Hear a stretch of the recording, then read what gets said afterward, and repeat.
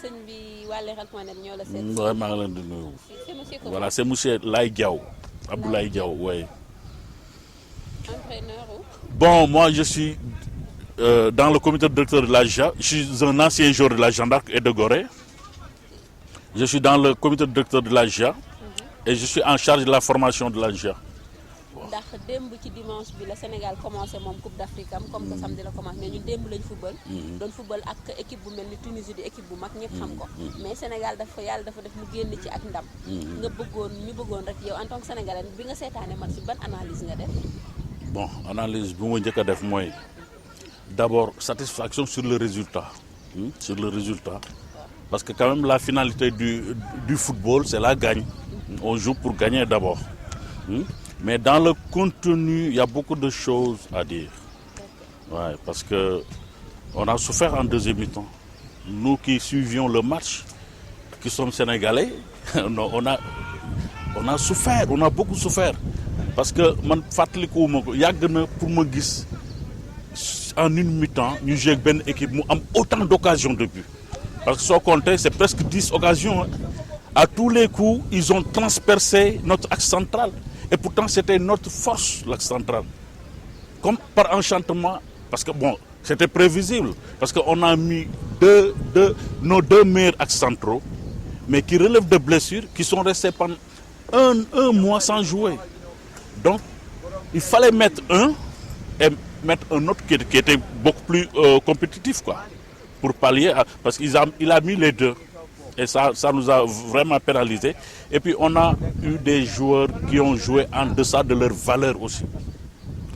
Ghana n'a pas joué, ne joue pas sur sa valeur en équipe nationale. Il ne joue pas comme il joue à Everton. Il faut qu'il dépouille plus son jeu, qu'il joue beaucoup plus juste. Sadio Mané, bon, on pourrait comprendre. Parce qu'il y a la pression de star. ok Ousseynou Sénégal démb la dugg ci CAN bi football. gis nañ ak résultat bi mu fa génnewee. ban lecture nga am ci match démb bi. Bon pour man quoi démb bon joué nañu mais aussi am na sens quoi parce que démb quoi on a beaucoup souffert quoi par rapport à la défense quoi. Parce que défense bi démb bon bien vrai que Kara dugal na mais aussi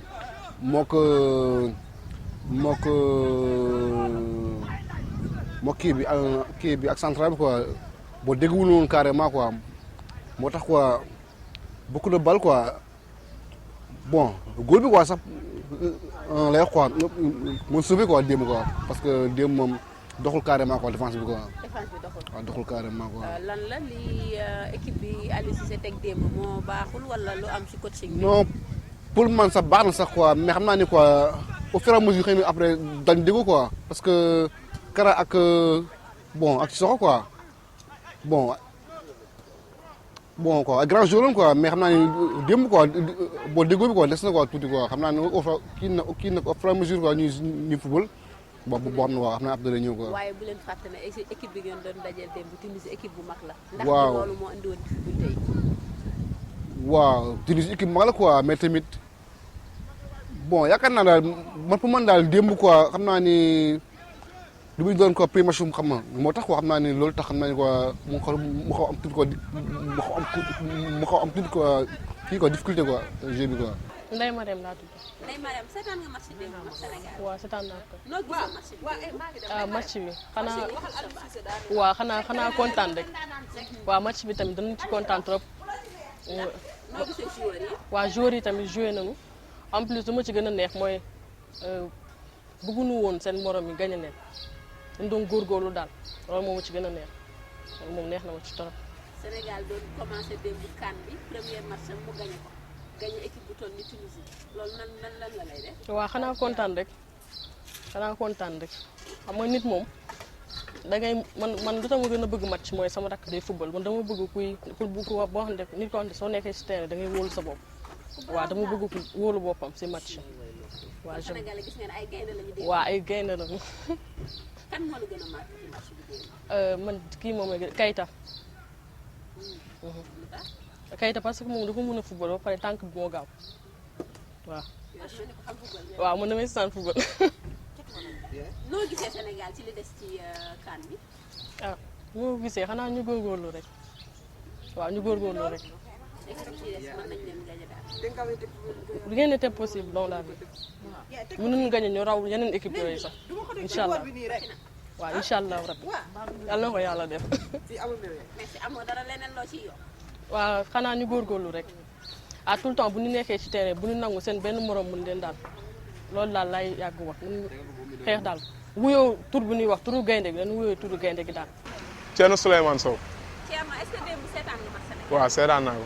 noo gisee équipe bi. équipe bi waaw war nañ defarwaat tuuti rek ndax démb lu ñu fubal baax na mais des na trop des na parce que milieu bi daa commencé woon seen bu ñu demee ba ci biir milieu bi seen na léegi suñu mënoon defaraat équipe bi tuuti rek dina baax trop.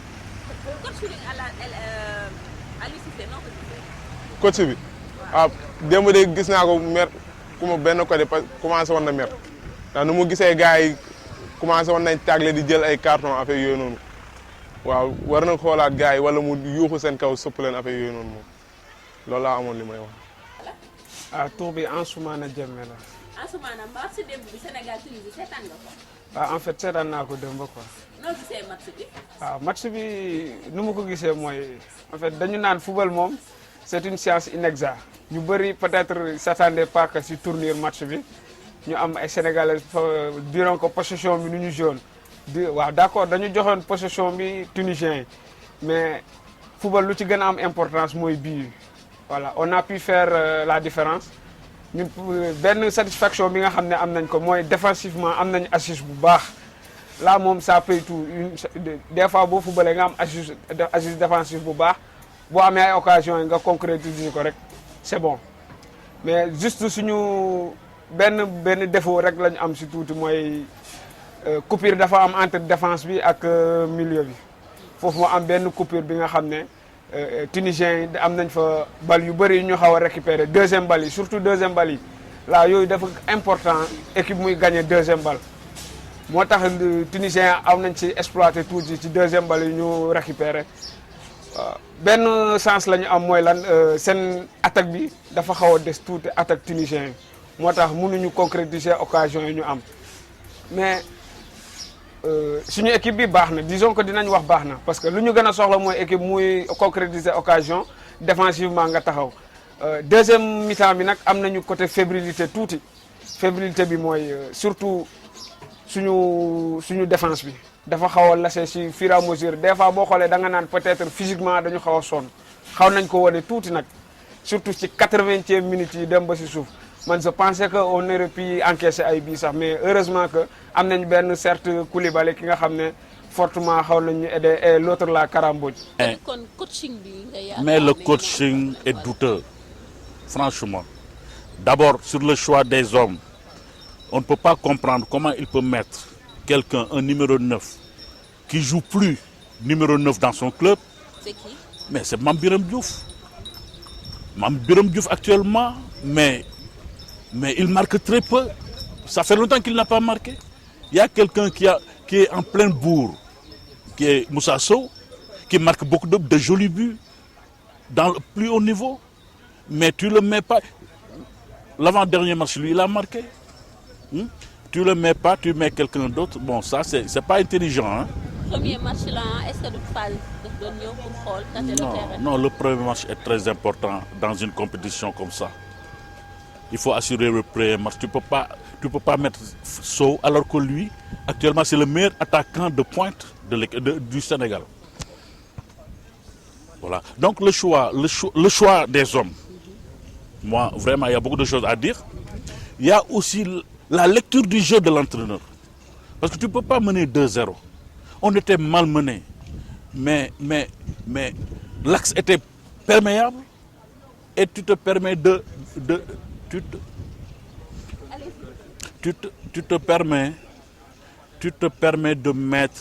remplacer deux joueurs offensifs par des joueurs offensifs. Alors, en ce moment, il fallait mettre des sentinelles. Parce que l'axe central n'en pouvait plus.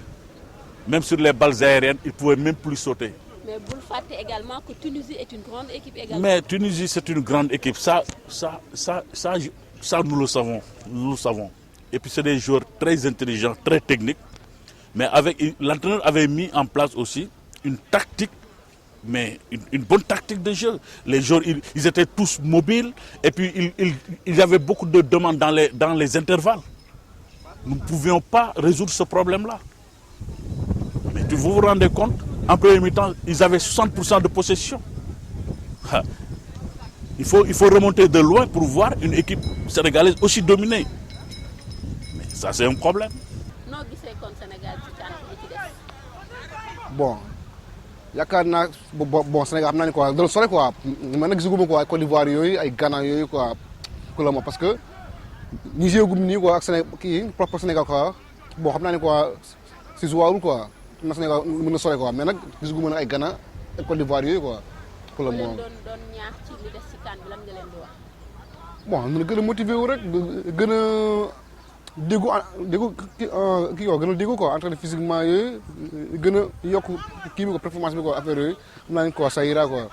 Fan ci suñu classement fan lañ war a gën a liggéey. fan la gën a liggéey quoi bon plan kii bi quoi défensif bi quoi mooy si axe bi quoi après aussi dans l'attaque quoi dans le point quoi dans l'attaque quoi bon parce que Moussa Sow war na mën a football quoi parce que man Birame Diouf démb quoi tourné wul carrément quoi bon je sais pas nag est-ce que du kaka démb football moo tax wala quoi mais nag foofu moom doxul quoi démb carrément quoi plan kii bi quoi parce que tamit ñun quoi on a marqué quoi des buts sur ba arrêté aussi tamit sur penalty quoi seulement quoi mais au cours du jeu on n'a pas marqué quoi oui.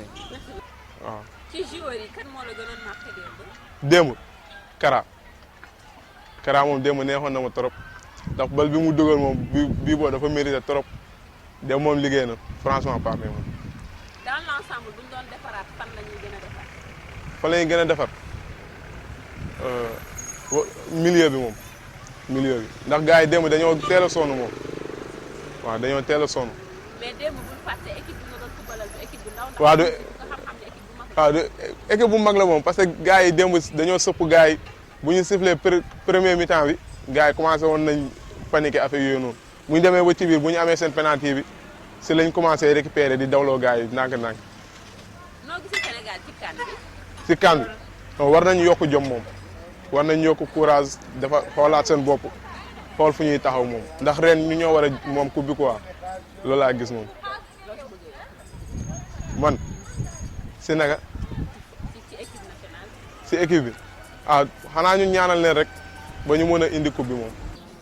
mais Aliou Cissé bi nag. waaw coaching Aliou Cissé bi disons que tactique bi xaw na baax tuuti dafa xaw a andi benn émaillé bu mu andi si biir tuuti rek mais xaw na baax certes remplacement mi la ñu xaw a pointé du doigt parce que les gens disaient que nar na bàyyi l'autre la Keita mu continuer tuuti footballam et certes bu muy génnee mu génnee l'autre le Diego soi-disant Diego moom xam nañu match bi peut-être lu ci bëri footballul waaw xaw na da doon daw sëb si par là mais il avait pas beaucoup de ballon certes loolu kii il avait pas beaucoup de ballon man su ma sañoon dañ ko naroon génne ci ay 78e minutes ñu génne ko ñu andi l'autre Sow ou bien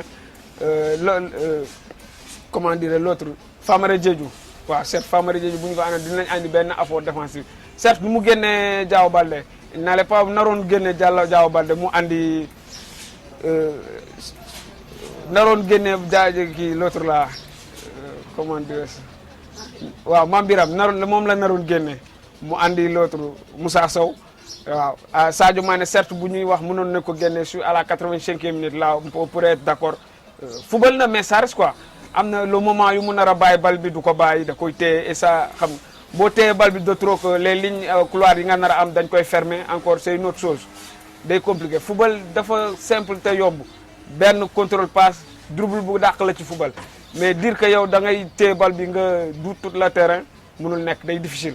loolu ban avenir la gis Sénégal ci CAN bi. waaw avenir c'est prometteuse gis naa ko c'est prometteuse baax na d'accord premier match yi dans la CAN day métti parce que da ngay uti xam ni ngay placer ce joueur ainsi de suite moo tax day métti première lu gën a métti mooy premier match boo ci duggee bu baax rek c'est bon la voie est libre mën nga def lu baax te fu ñu gagné Tunisie c'est bon parce que dañu dugg ci compétition bi vif du sujet bi nga xam ne équipe bu rëy bu baax te gagné nañ ko c'est bien l'essentiel deuxième match bi bu ñëwee ñu def le maximum aussi ñu gagné la troisième match bi là moom mun nañ ne même ñu am nul c'est bon et le Sénégal est dans le voie quoi bu gagné deuxième match bi rek disons que c'est bon tout est acquis là ça ira inchallah. Et du côté des joueurs? Du côté des joueurs, moi, ma satisfaction du côté des joueurs, c'est Diao Baldé. Il y a le latéral droit qui a bien joué, attention. Le latéral gauche, bon, sur le plan défensif, bon, il a un peu bien joué, mais sur le plan offensif, qu'il a des problèmes aussi. Hein, parce que, bon, il n'a pas une bonne technique individuelle. Il y a Ghana qui a perdu beaucoup de balles. Hein, et ça, il faudra éradiquer à ça. Et l'avenir du Sénégal dans cette CAN? Bon, moi je pense que hier, on a la baraka du futur champion. Parce que le futur champion, c'est comme ça que ça se sent, la chance. Parce que dans le football aussi, les gens ne le savent pas. La chance est très importante dans le football. Il faut avoir beaucoup de chance pour gagner. En général, les futurs champions, ils ont cette baraka divine-là. Et c'est cette baraka divine. Il faut maintenant l'apprivoiser et remercier Dieu. Si ça compte, bon, que cette baraka-là puisse continuer à nous suivre pour les 5 prochains matchs. Merci beaucoup. J'espère que ça va se réaliser, quoi. waaw madame loo xew sama jëkkër nee na dafa bëgg ñu neexoo suñu dund te xaw ma nu may def. demal point Ndeye Fall ci leeral point nag dina saf sàpp